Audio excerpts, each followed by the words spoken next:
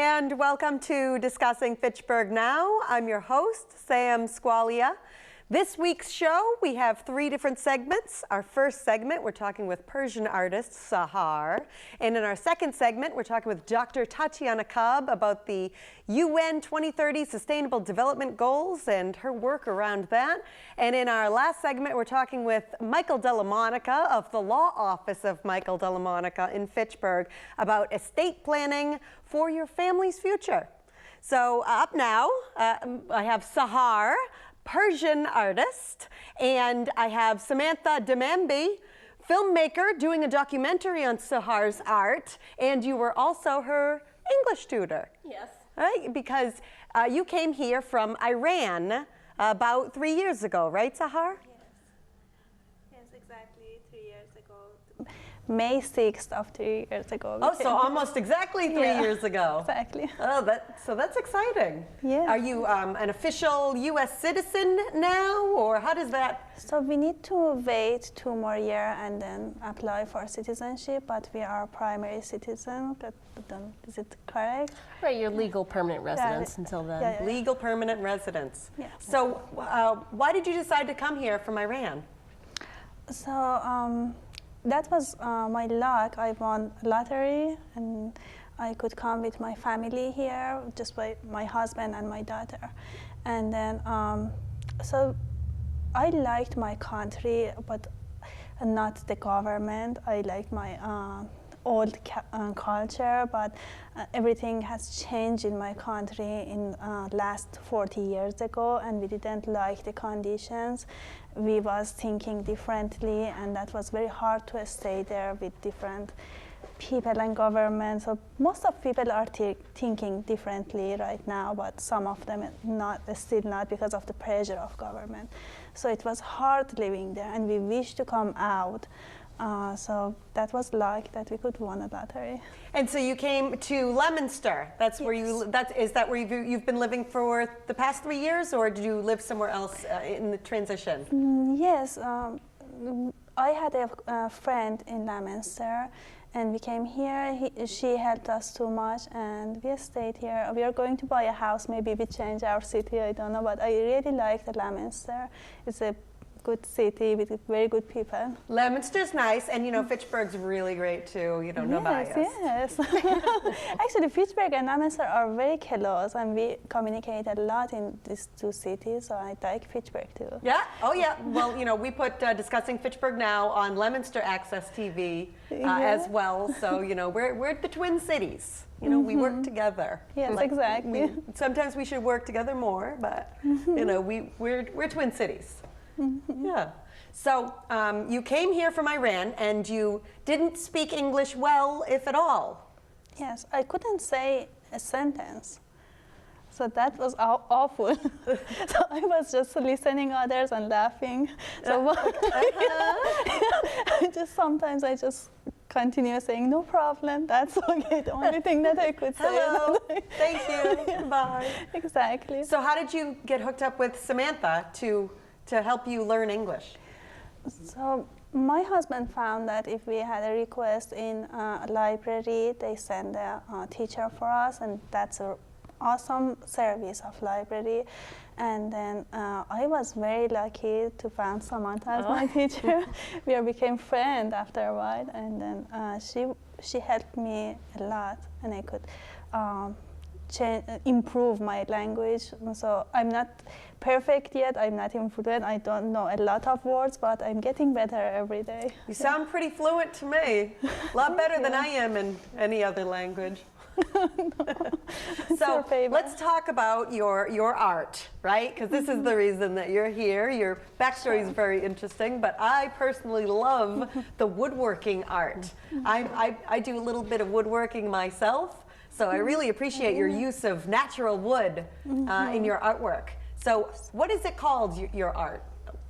Inlaid woodworking? Inlaid woodworking is a familiar name for this art that many people know. Marquetry is another name people say. Marquetry.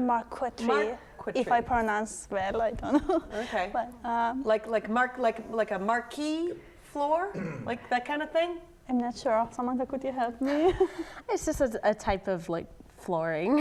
It's a specific like design. Like it sounds like similar. little pieces of wood in a pattern. Is like a yeah, right? it makes sense because that's exactly that. I cut the woods with handsaw and put them together to make the picture. Yeah. Yeah. Can we throw some of Sahar's images up on this screen and up on the main screen so you can see some of the different artwork? Oh yeah, like that. Can we pull that up on the main screen? Ah! Almost. There we go. So what are these? Are these all little pieces of wood? No, this is another. So I work about 25 kind of art. Oh, 25 different kinds of art. Yes. Oh, so what is this kind? So my favorite work is marquetry, but this one is dot painting over clay plates. So These are clay plates. yes, Oh, clay wow. plates. Somewhere there is some jewelry, not jewelry, but stones between them. I glue them at the middle of them. Okay. Yeah, and then just dot painting. Uh-huh. Is the woodworking, the marquee, or marquette? Marquetry. Marquetry, is that a newer, is that what you've been doing lately, or is that? So it's an old art. It has been exist from many years ago. Maybe in Middle East from 2,000 years ago they was doing that. But the style has changed through the years. So how people do that is different. And I actually have my style in how to choose the colors, how to put them together is a little bit different from the other artists. So like this piece that we have here, what do you call this? This is marquetry in language. Oh, I mean, what's the name of the piece? Oh, okay. This is, I don't put a name for that actually, but it's Boston Harbor. Oh, it's Boston? Yeah, Oh, it's beautiful. It's from a real photography, and it's an order. Someone ordered this to me, and he took the photography and gave that to me, and I made this picture. Oh, it's for like a him. commission. Yeah. Oh, nice. So how long did something like this take you to make? So it took about 6 months to finish. 6 months? Yes. Wow. And how many different types of wood do you have? It's about 2,500. 2,000 little pieces? Yes. How many different species of wood? Different pieces. I didn't count, but it's about, I think it's about 70. 70 different species? Yes. Oh, because I can see, you know, that it looks like you have like a black walnut. Yeah. Looks like some sort of spalted. Yes, I don't know the English name of them. I know all of the Persian name, but I don't know the English name. But for example, What are the names what are the Persian names? So like Gerdu, Krat, چوب سفید, سرخدار, and these are they have English names, but Yeah. I should learn them. And so all the little pieces of the 2,500 or so pieces of wood, these are all natural wood color. You didn't stain them or paint them. Exactly. That's amazing. There is not any painting on this picture. These are all nature colors of wood. And what do you use to cut the little pieces?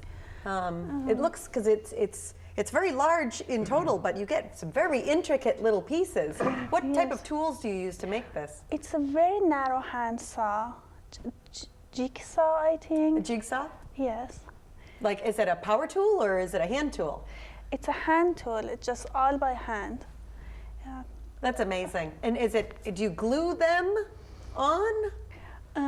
Yes. The first thing I do is glue the picture on the plywood, and then I cut the plywood to little pieces, and then change those pieces with real wood. So you design it first maybe by hand, like by sketching it? Yes. And then you kind of fill it in with the wood and determine what colors work well and what little grains of the wood. Yeah, because the woods have many beautiful colors, but they don't have all the colors that exist in the color palette. Sure. So I need to change them and choose which color match better with this. So It ends up with a beautiful yet earthy, palette. Yes, exactly. And I love that because of that. I love cutting woods. They have very good smell. Each wood have a different smell. Like cedar, it's very aromatic. Some piece of woods have exactly the smell of flowers of that kind of wood. That is really interesting. Oh yeah. And then I even like the voice of cutting them when I cut them with the hand size. Look like very calm music for me. So it's for me. I enjoy working art too much. With the wood. Favorite. Yeah. Yeah. It's my favorite work. Yeah, I do love the different types of wood. Like you said, with the smells and all the different grains. And some wood is very much harder than other woods. Like some woods are very difficult to cut. Yeah. And very difficult to make little shapes, whereas some woods are much softer. Yeah. Every piece of wood have its personality. Some of them are very soft all the way. Some of them are very hard all the way. Some of them are soft, hard. They have very distinct lines of soft and hard. Yeah, so they have their rhythm, their personality, and very nice to work something from nature. So is this piece complete? Yes, this is complete. So do you feel sad getting rid of the piece? Or do you feel relieved that you could work on something new? So both sides. So I will miss that, but I happy that someone else is happy with that and wanted that, and I'm happy that people like my artworks, and also I could start another artwork, and I cannot keep all of them with me because if you see, I had 100 pieces of artwork. You'd need a very large wall, a lot of walls. Yes. So what's next? What's coming up? We have a fair number of pictures. Are you working on anything particular? Yeah, one order is coming about Mosaic Art, which is one of my other favorites. Mosaic, like a ceramic? Yes, I cut them and put them together to make the patterns and pictures. Oh. And this is Do we have any pictures of that as an example? Yes, I had in the pictures. I don't know. Is it this one? No, this one is painting on clay, painting on metal, and then gold paper on the glass plate. Oh, this is gold like a leaf, gold leaf? Yes. Cool. These are jewelry making. Oh. With gemstones, I put them together and glue them together to make that. So you put this all on your website, or where do you sell your items? How do you show these to the world? So I had my own gallery in Iran, and that was very big place. I had exhibition all the times, and I have a website right now, but I'm going to change that because I learned how to make a website as coding, like HTML and JavaScript in school, because I'm going to a school for graphic design major. Oh, nice. So now I could write my website, and I'm going to do that in summer. But for now, we have your website in URL. Can we put that on the screen? Oh, that's Discussing Fitchburg Now. Oh, there it is. Oh, thank you. Yeah, I will put the new website. And that's Ghavimi. Yes. Ghavimi. Ghavimi. GhavimiArtworks.weebly.com. GHAVIMI Artworks. This is Mosaic Artwork. Oh, okay. So this is beautiful. Can we pull this one up on the screen? Yeah, wow, look at that. Look at the garden with the bricks. Now, how large is that piece? The one with the stone wall? This is about 1 feet to 2 feet. Okay, so not that big. Not as big as this wood piece. No, but I have bigger one. I even worked over the walls in my city in Iran. Oh, on walls? Yeah, because this is a good art for outdoor. So I work with mayors for designing the walls. Oh, nice. And I wish could do that here in Fitchburg and Leominster because it looks very beautiful. The city becomes too beautiful. So are you putting I was going to say, Sahar also has a mural in Gardner. Would you like to say something about that? Yes, sure. Yeah, I have a mural in Gardner. That was a group work and with college students, and we all had a piece to work on that. Yeah. Where is the mural? One of them is in front of Walmart over, so there are two. There is a big wall. I forgot the street name, sorry. But the other one is over electric box in front of the Walmart, and that's a picture of Guggen, Starry Night of Guggen. So maybe Gardner people have seen that. Oh, nice. Yeah. We'll have to go by and see it in Gardner. That's awesome. Thank you. So do you plan on putting any of your items in any galleries around here? Yes, sure, I like to do that. So the only problem I have is anybody know me here, because I'm very new here. So people, if they know me, if the gallery like to have my artwork, that will be my pleasure to do that. Yeah. Well, you're doing the right things. You're on Barbara and You. You're on Discussing Fitchburg Now. I saw your article in the Sentinel and Enterprise. So you know how to get your name out there. Sahar at Ghavimi.artworks.weebly.com, and we can find you on Instagram, right, as well? Sure. How do you spell that on Instagram? That's Honar Muarraq. Muarraq is the Persian name of marquetry, and Honar is the Persian name of art. So that Instagram page is very old. It's from 17 years, not 17, maybe 10 years ago. Yeah. So we can see all your artwork there. Yeah, some of my students' works are there. Some of my works are there. That's a very good page. And can we go to your website and find the Instagram from there? Yes, I think I put my Instagram page. Well, that's the easy way to do it. Yeah. All right. Yeah. Fantastic. Is there anything else that that we missed? No, just maybe Samantha want to explain about the documentary. Oh, the documentary? Yeah. Okay. Yeah. So yeah, this particular picture right here, I've been recording Sahar as she's worked on it. Over 6 months. Yeah, like not like every day, but like every month or so, I'd call her up and schedule time to record and watch her work. It's been really incredible just seeing like the amount of work that goes into every small detail of this particular project, and just I saw her sharing like her stories with me as well, from coming to the United States to like what it was like living in Iran and like the challenges of that. And she has a very compelling story, and she's an incredible artist. So I hope this documentary like helps get her out in the world and helps bring more notice to her and her artwork. So. And the amazing art form that is right. marquetry. Yes. Marquetry. Yes. Yes. Yes, because it's absolutely gorgeous when you see it up front, you know, Thank with you. the different wood grains. Love it. So when is the documentary coming out? So I'm hoping to finish the editing like over the summer. So I'm hoping to get it out by September or October, and maybe have like a screening in Fitchburg. Like I live in Fitchburg, lived here for a while now, so I'd like to have a screening here and then submit it to other festivals throughout the area. So where can we follow? Can we follow? Do you have a Facebook page that we can follow you and wait for that? I don't have a Facebook page, but I have a website. It's just www.scdemambi.com, where I put most of my video work. S.A. Demambi? SC Demambi. S.C. Demambi. That's SCDEMANBEYIS.com. .com.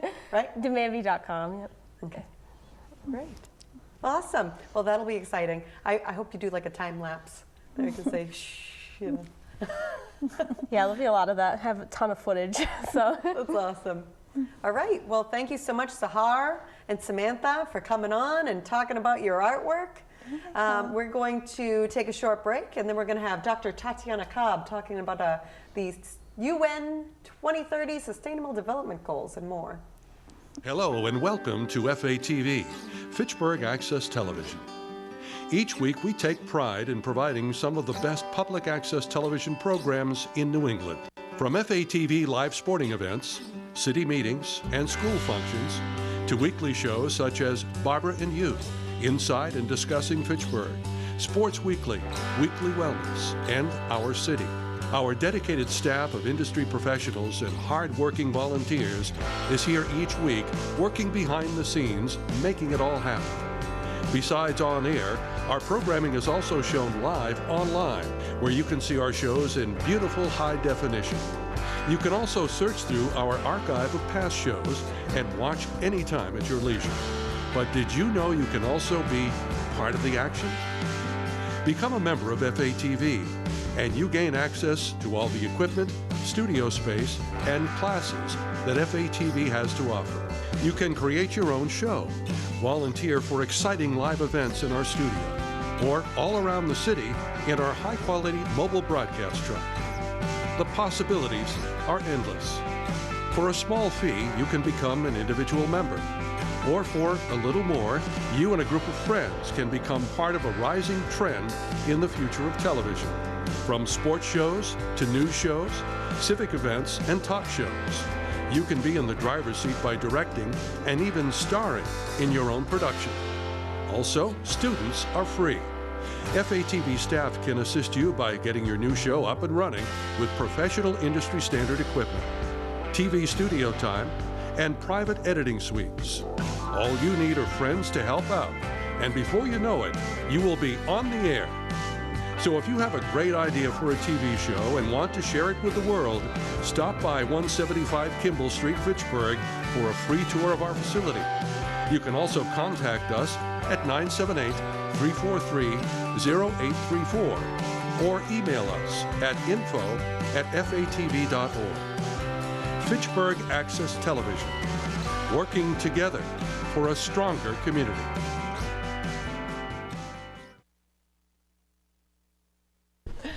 Welcome back to Discussing Fitchburg Now. I have Dr. Tatjana Kobb of many different hats. The newest hat being Silk Dayashi, Yes. the mentoring platform that you've just created. Yes, and what is the Silk Dayashi? Let's talk about that for a second. Coming back to my origins as someone that wanted to contribute to improving health and well-being of people, trained as a medical doctor, I found that you can do that in different ways. Through my career, I found it most interesting working with people when you're not treating them in your ordination, in your clinic, but working on improving possibilities for them, creating a springboard for their career, for their family life, for their business. And actually, it's mentoring and coaching and trying to build possibilities that they might not be able to see. So Silk Dayashi, it's a combined name of English and Chinese. It is Dayashi, it means mentor in Chinese, and I'll explain a little later why Chinese and why silk. But it is a mentoring platform that will provide a possibility for us, first of all, to start with youth, to mentor youth and young professionals, for them to understand better what is their future career. They are studying one thing, but maybe they might not be understanding well where is that taking them. As I teach public diplomacy and global health at Northeastern University in the Master's Studies of the Global Studies and International Relations, I've discovered furthermore how much more needed it is to open doors for the students, but also for professionals as well, where they can start internships, where they can be mentored, guided, advised, but let them be their own decision makers and make their choices, but have a sounding board that will inform them better. So Silk Dayashi will create that for us. Fantastic. So you know, I first met you, about a year ago when you just moved to Fitchburg. Yes. And you're just a ball of energy. All right, right? Would you say that? Because I think that's pretty accurate. And you really seem to foster an international relations kind of you know, attitude and focus in your life.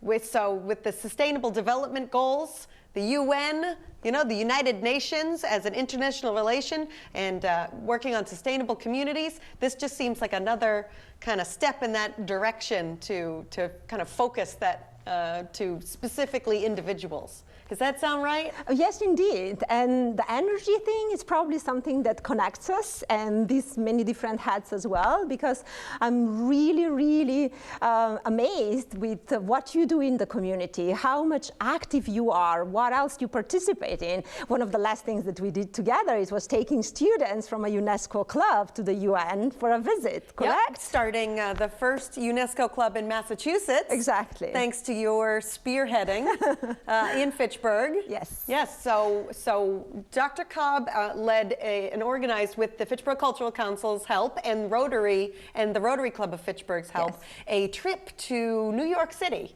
to visit the United Nations with students from both Fitchburg High School and Fitchburg State University. Exactly. Yeah.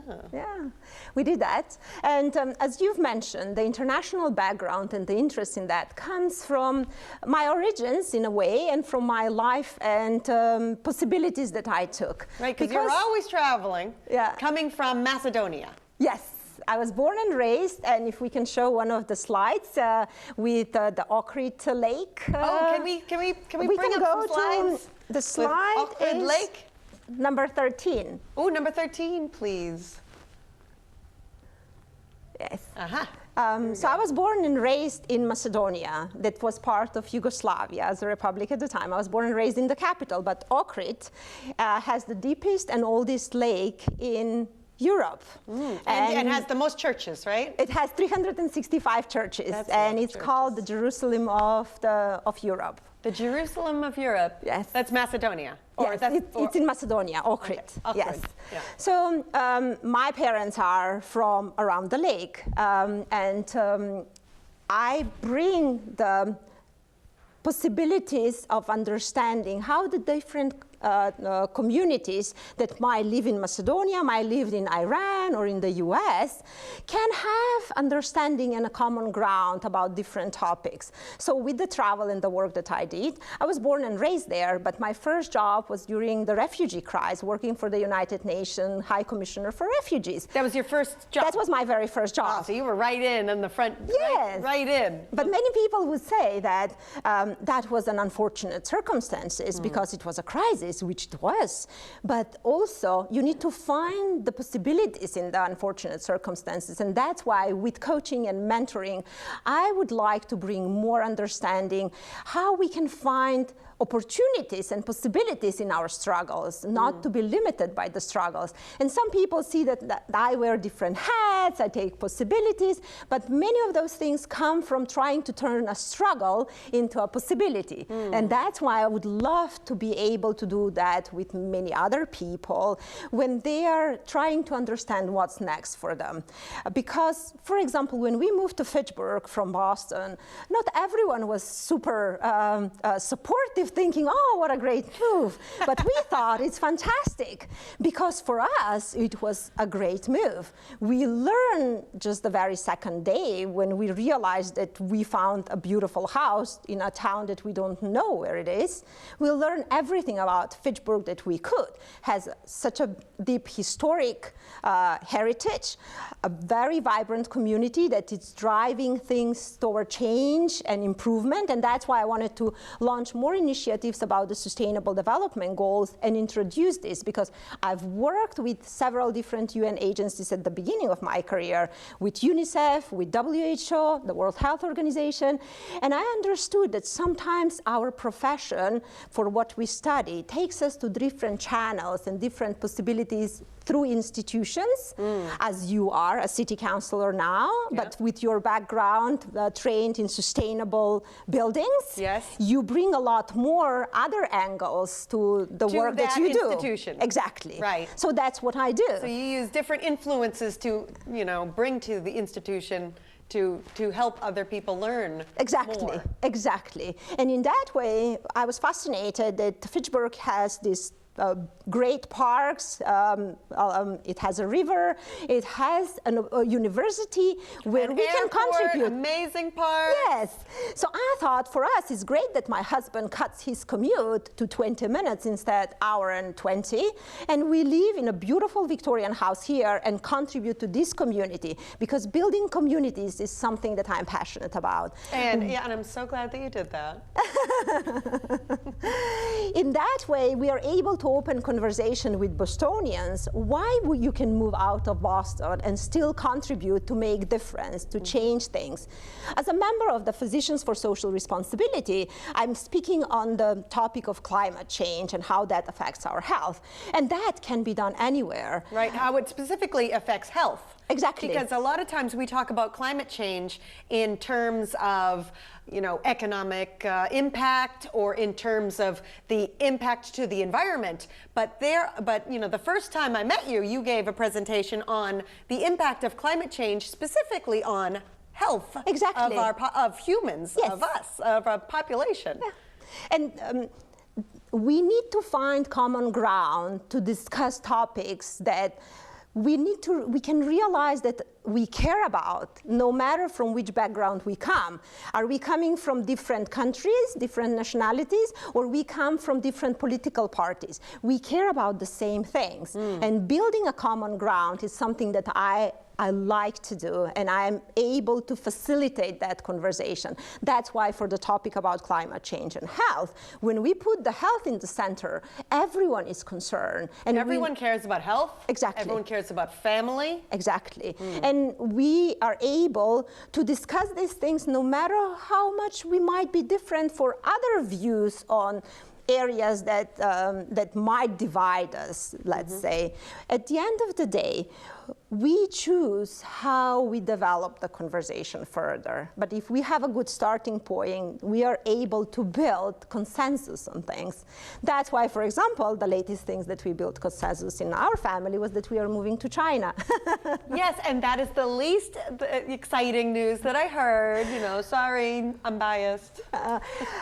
I never leave things behind. I'm always keeping myself well connected and contributing. That's why we start a mentoring opportunity for an alumni organization at my high school back in Skopje, just on 9th of May.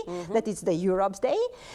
I continue contributing to things in Qatar and Saudi Arabia, where we used to live, because I have great people that I have worked and friends there. That's how you grow little roots everywhere you end up. Yes, and that's now we have in Fitchburg. So when we met last time with the mayor just some weeks ago, I said, yes, we are moving to China, but that doesn't mean that we cannot do things in Fitchburg.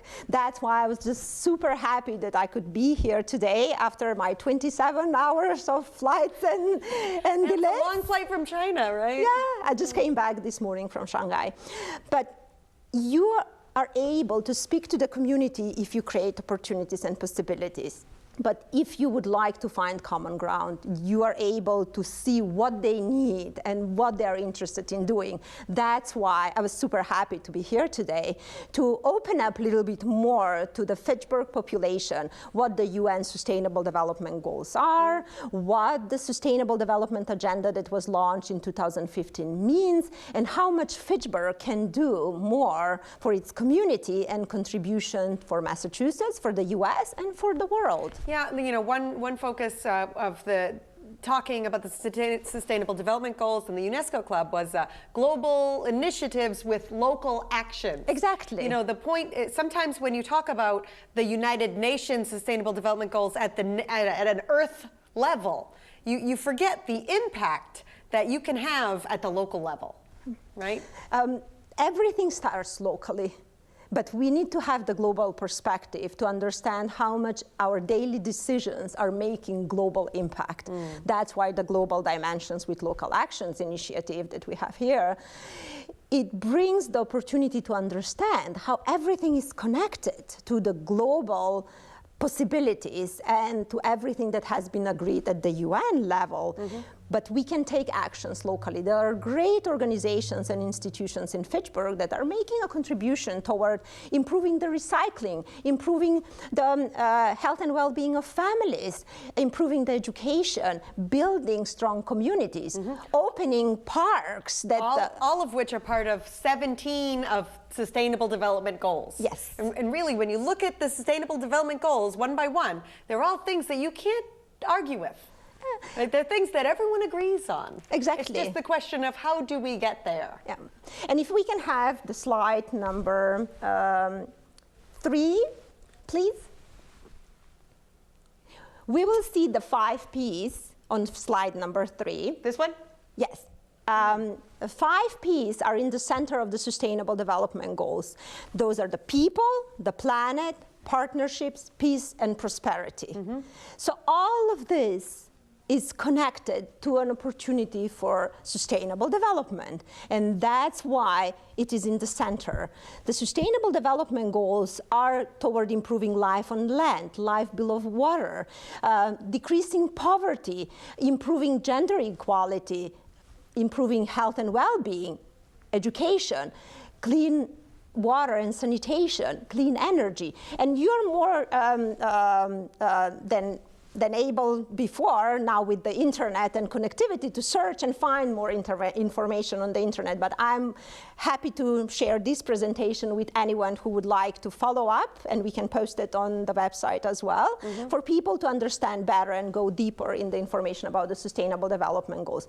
But building sustainable communities and sustainable cities starts from here. And we can go on slide number 11, please, where we can see this like a beehive place, where we see how everything has to be part of our community and the city in order to be sustainable. We have to care about health, about agriculture and nutrition. We have to care about how the water and sanitation functions.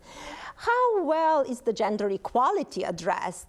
And all the rest. Unless we are focused on all these areas, we are not able to have thriving communities. They're all pieces that work together. Exactly. You can't be missing a piece. Exactly. Really. Yes. And have a sustainable community. And all the countries in the world contributed in 2015 to create these Sustainable Development Goals and put actions and indicators that we can have the actions to improve things, but in the same time the indicators and targets to measure how we progress.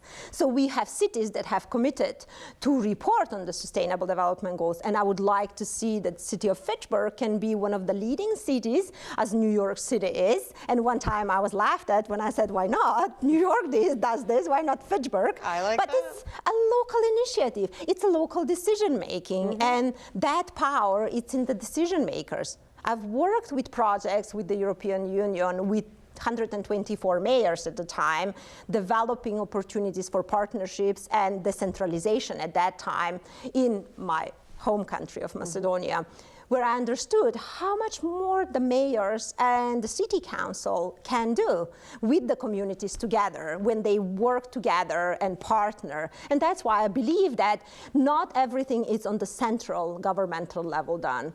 Things happen in your community, in your neighborhood, in your ward, in your city. And Fitchburg has this potential. Some of the local decisions impact the people's lives the most. Exactly.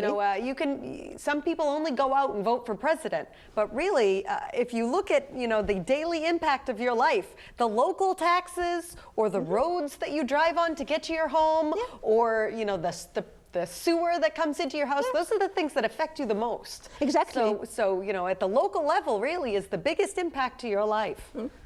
All of that taken into consideration brings me to thinking about my last experience now in China. We are moving to Zhejiang University, the international campus in Haining. Haining is a small city in China, which is the size of Boston, but it's small for China. It's so green, so many parks, it's so clean. People are so hospitable, everything is taken care of.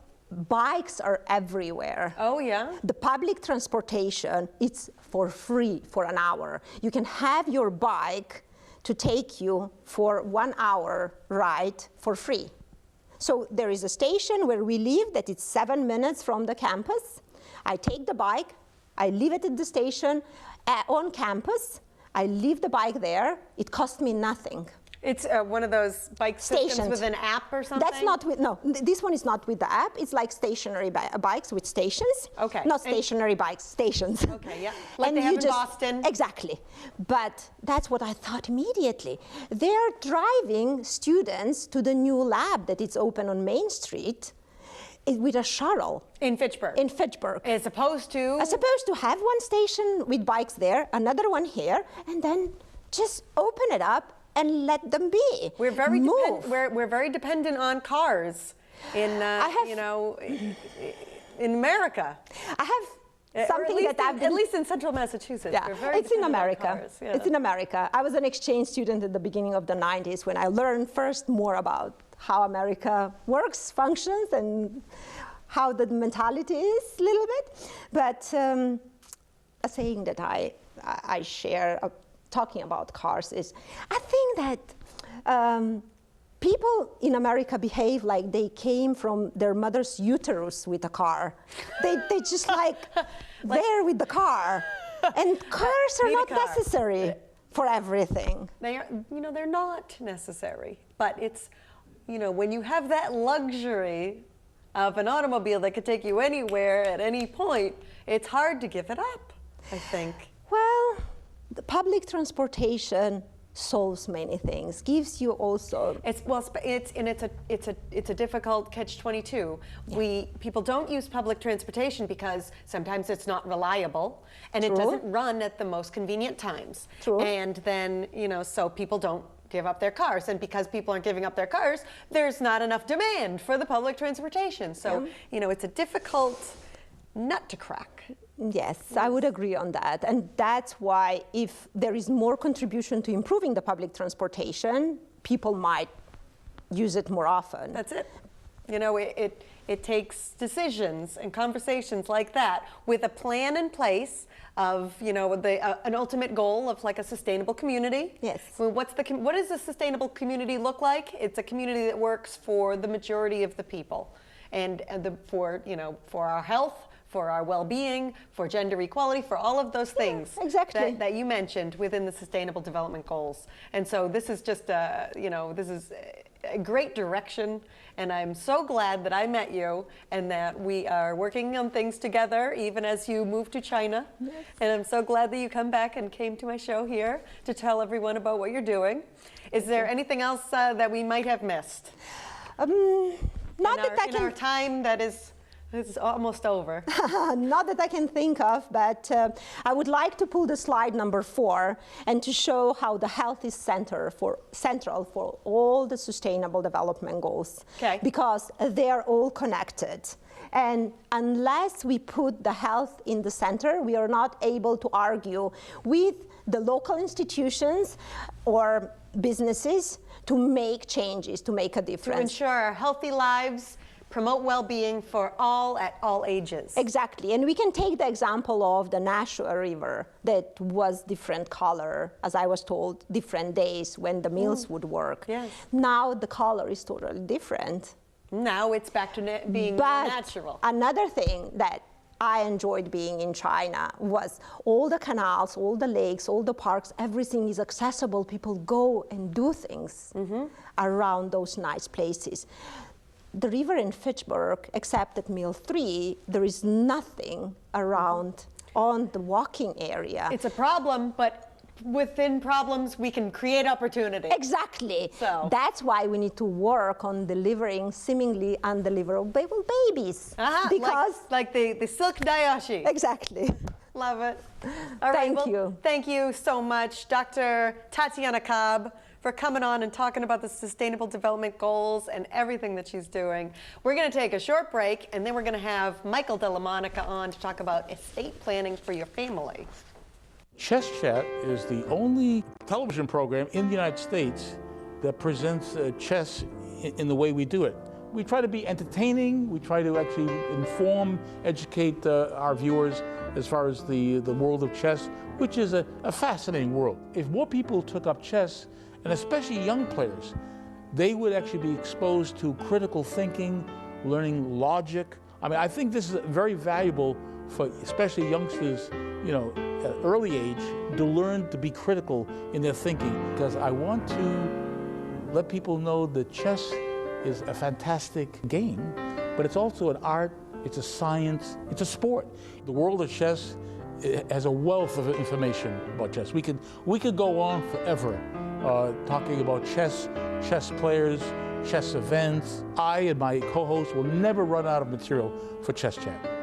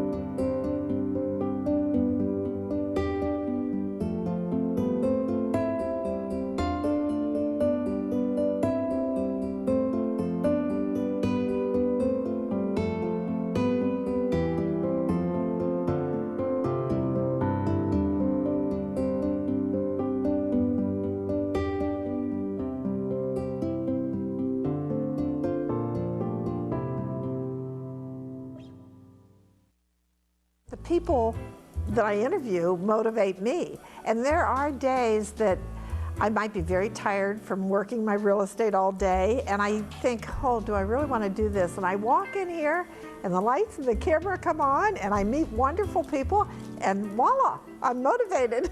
People often ask me, 37 years, haven't you run out of interesting topics or interesting people? And there are so many interesting people. And I love spotlighting someone who hasn't gotten the recognition that I think they deserve. Your function as an interviewer is not to editorialize your opinions, but to draw other people out and ask the right questions that you'll get more and more from them. I'm still hanging in there after nearly 38 years. We're almost up to 38, so they'll have to kick me out because I'm not quitting.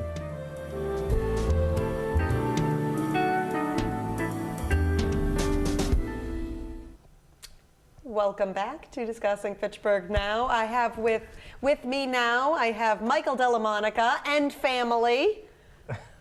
We have Greg and Melissa here. Greg and Melissa, so since we're talking about estate planning for your family, it is very apt that you bring on your family. Members of my family here. Yeah. And yeah, I mean, people are used to seeing me, you know, as a panelist on the Flap TV show and Fitchburg, Leominster, all politics and everything. So now to talk about my real job, so to speak. Yeah, the day job. As an estate planning attorney, I've been doing that for 20 years. And 20 years. My office is on. I know time flies because I don't think of myself as a veteran old attorney, but I'm getting there. You know, when the attorneys that you used to hang out with in the office are now judges, and you have to say yes, Your Honor, no, Your Honor. That hits you. But you've been doing it a while. Been doing it a while. Yeah.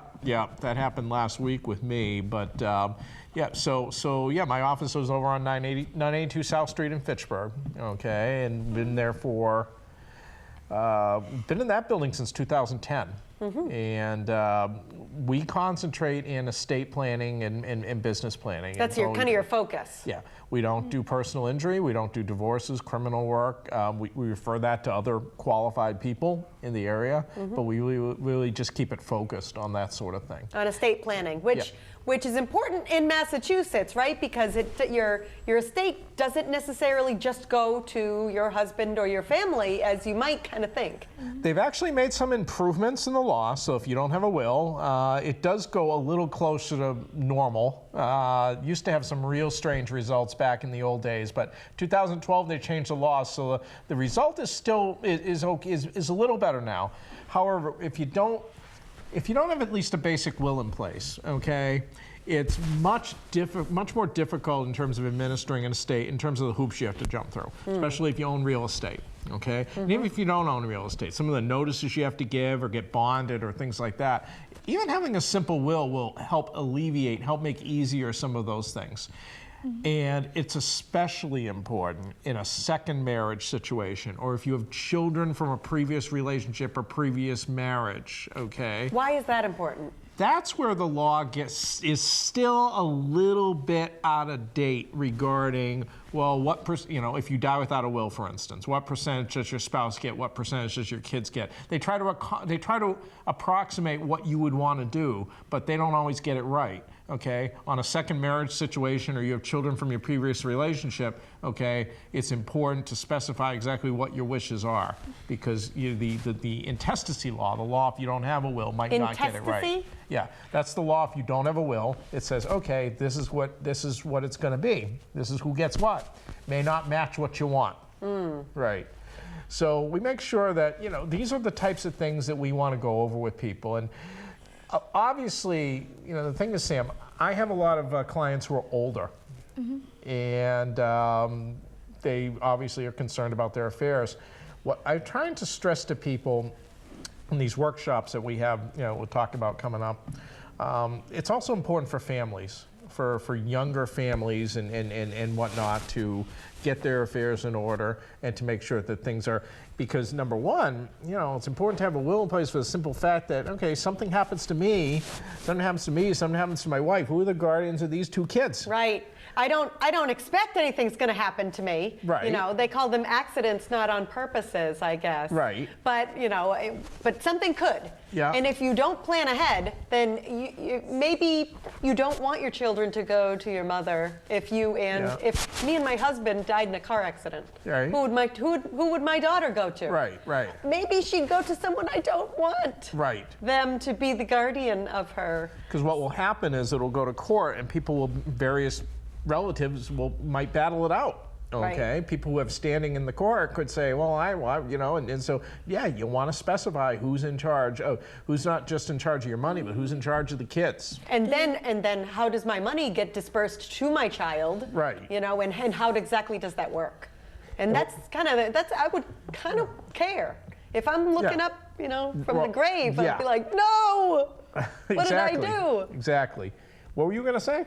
Well, what I was going to say is that, do we get to decide who our parents would be? Well, you have a say. You get in front of the judge. do? If that were to happen, you get in front of the judge, and the judge would listen to what you have to say. Okay, if you're old enough. Yeah. But you know, Am I old enough? Would I be old enough? You'd probably be old enough to say something, yes. But it's ultimately the decision of that document called the will. Okay. That says, well, actually, that isn't the ultimate. The ultimate decider is the judge. The judge. But the will is going to be the persuasive document to say where the kids are going to go. So you really want to give it some time. And by the way, when you have kids like this, smart kids like this who talk to you, talk to the kids about it too.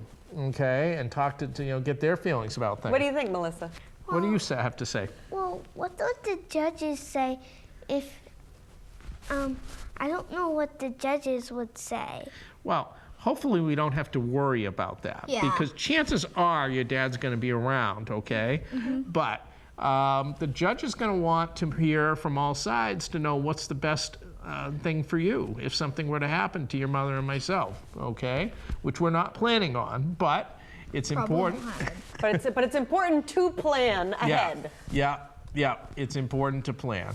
But ultimately, the judge is going to make the decision that they feel is best.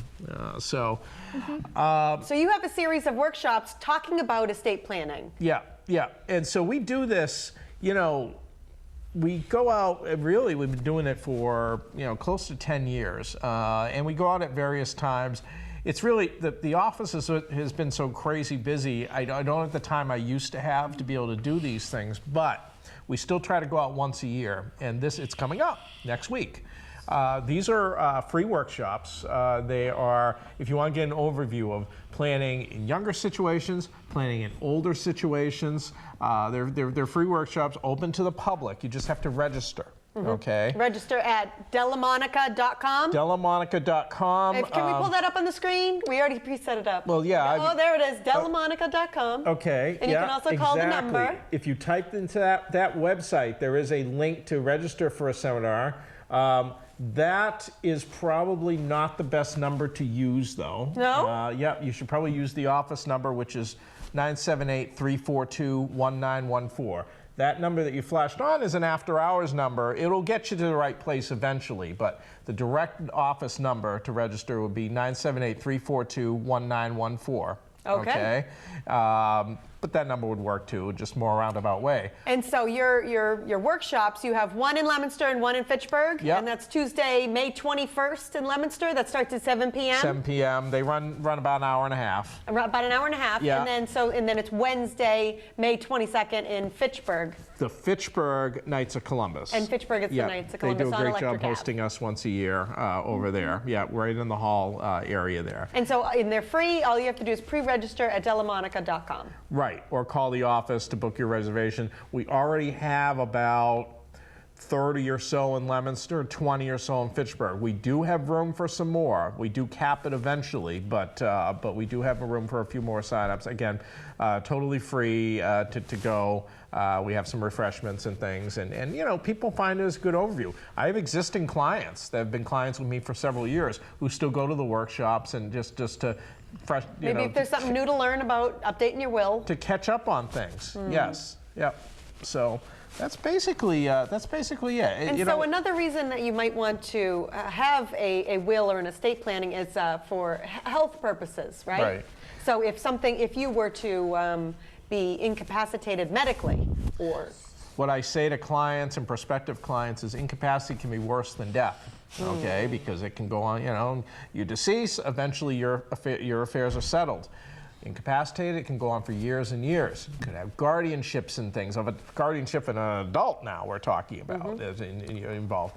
Can be either minimized or avoided by having some very simple documents in place that are really not, even for an attorney to do them, not very expensive, at least in the attorney world. Okay? And even just to determine who you want making your medical decisions.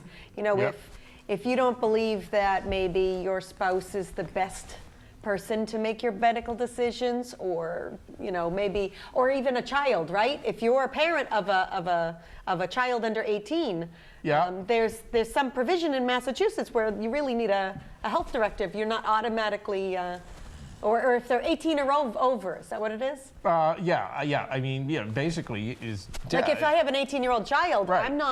I'm not necessarily the one to make their medical decisions. That's right. You might think once that you're you an would adult, all bets are off in terms of that. You don't really have the legal authority. Right. Exactly. I do have clients that, you know, they get all their stuff done, and they say, okay, well, my 18-year-old and my 19-year-old child doesn't have much for assets, but can you at least do a simple healthcare proxy for them, or a simple HIPAA release that I can get their medical information, things like that. Yes, that's an excellent point, Sam. I mean, once you're an adult, once you're 18, you're an adult. Okay, there's not those automatic rights. And that's the kind of thing that you do as well. Yeah, but the good news is it's relatively simple. Okay, relatively simple to get the stuff done. Like it's like an hour-long conversation, answering some simple questions, and you can set up the documents. We try to make it simple. We try to make life simple here, and we try to make everything simple. And like I say, one reason that I'm in this line of work is, you know, I'm not up at all hours of the night, you know, planning for that court case. I can spend more time with these guys, and they appreciate it. Yeah. Lucky kiddos. Yeah.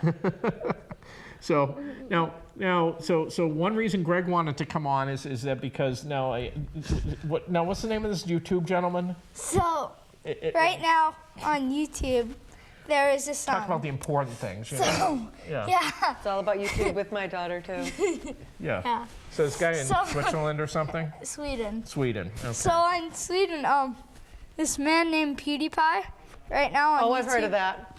Oh, you have? Is PewDiePie? Uh-huh. Yeah, I've heard of that. Okay. I don't know what it is. All right. No, it's a YouTuber. So basically, you can help out like 95 million other people who are subscribed to him on YouTube, right? Okay. So if you go on YouTube, if you search PewDiePie, it's PEWDIE and then pie, PIE. Yeah. And you search that, and you see that button that says subscribe, that red button. If you click that, and really a plug for PewDiePie. That's what we're doing, Greg. A plug for PewDiePie. Yeah, because there is a war going on between him and another channel. It's an Indian YouTube channel, and it's to say #1 on YouTube. Okay, so be sure to subscribe to PewDiePie on YouTube for Greg, because it's an epic battle. Anything you wanted to plug, Melissa, for 5 seconds here? Well, I really want you to subscribe to my mommy's channel. And my channel, right? Oh, okay. Everybody has a YouTube channel. Everybody's got a YouTube channel. Melissa Della Monica, and Greg Della Monica, Christine Della Monica. Everybody on YouTube. And yours is a cooking channel. Yes, we have to resurrect the cooking channel, yes. Well, thank you so much for coming on, guys. Thank you so much for watching, discussing Fitchburg Now. We'll see you next week. Thank you.